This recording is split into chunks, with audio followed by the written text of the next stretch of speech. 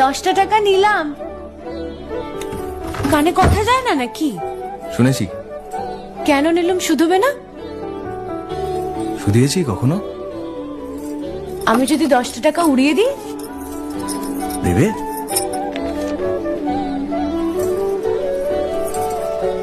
আমি তবে যাই। আমরা থিয়েটার দেখতে যাচ্ছি। তুমি কি শুনলে আমি কি বললাম? বড় জ্বালাচ্ছ ললিতা।